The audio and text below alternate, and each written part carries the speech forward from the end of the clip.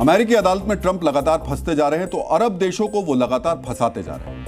Trump की शह पर इजराइल इन दिनों मुस्लिम देशों के अरमानों पर पानी नहीं बम फेर रहा है। कल हमने आपको विस्तार से बताया था कि मुस्लिम देश किस तरह इस्लामिक नेटो बनाने की कोशिश में जुटे हैं और आज ही इजराइल ने अरब देशों के इस्लामिक फोर्स बनाने के मकसद पर बम फोड़ दिया। भारत से तकरीबन 4000 किलोमीटर दूर की गई इस बमबारी का मतलब समझिए।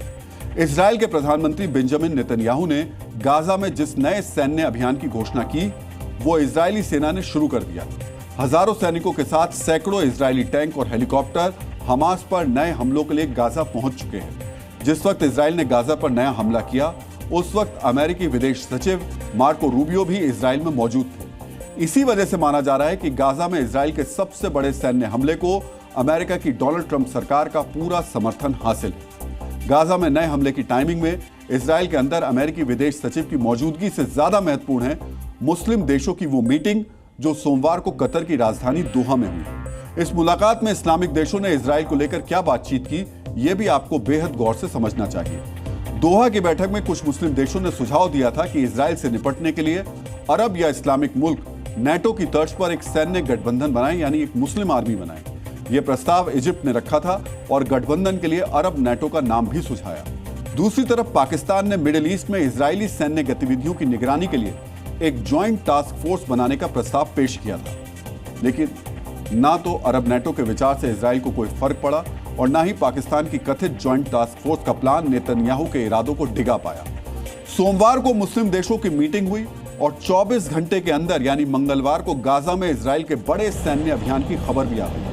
इजराइल का यह सैन्य अभियान किस स्तर का है और इस हमले के बाद गाजा की दशा और दिशा क्या हो सकती है, ये समझने के लिए आपको डीएनए की वीडियो रिपोर्ट बेहद गौर से देखनी चाहिए ताकि आप पूरी तरह जान सकें अगर हमलों का ट्रेलर ऐसा है तो पूरी सैन्य कार्रवाई कैसी हो। मुहाना टावर, अल गाफरी टावर, अल कवथार टावर, ये ऊंची ऊंची इमारतें कभी गाजा सिटी की लैंडमार्क कही जाती थी और इजराइल ने अपना सबसे बड़ा सैन्य अभियान गाजा के इन्हीं प्रतीकों को मिट्टी में मिलाकर शुरू किया है। जिस वक्त आसमान से इजरायली वायुसेना गाजा की इन गगनचुंबी इमारतों पर बंकर बस्टर बम दाग रही थी, उसी वक्त इजराइल की थल सेना ने गाजा में छिपे हमास के आतंकियों पर तेज तर्रार हमले शुरू कर दिए। मिडिल ईस्ट के कुछ अखबारों का दावा है कि पहले दिन के सैन्य अभियान में कुल 62 लोग मारे गए हैं, जबकि इजरायली फौज का दावा है पहले दिन हुए हमलों में 48 लोग मारे गए हैं, जिनमें से 21 फिलिस्तीनी हथियारबंद गुट इस्लामिक जिहाद के सदस्य थे और बाकी गाजा पट्टी में हमास के समर्थक थे। इस्लामिक जिहाद और हमास के आतंकियों से जुड़े मौत के आंकड़ों के साथ ही इजरायली फौज ने एक नक्शा भी जारी किया है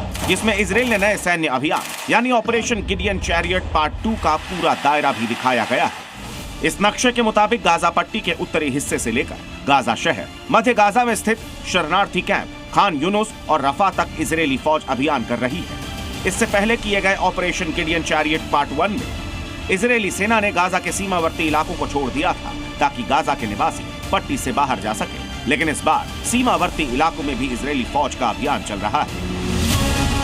इस किस्म की रणनीति से दो संकेत साफ मिलते हैं। पहला संकेत ये कि इजरायली फौज किसी भी सूरत में राहत सामग्री हमास तक नहीं पहुंचने देना चाहती है और दूसरा बड़ा संकेत ये कि इजरायली फौज ने हमास के आतंकियों के भागने का रास्ता भी बंद कर दिया है।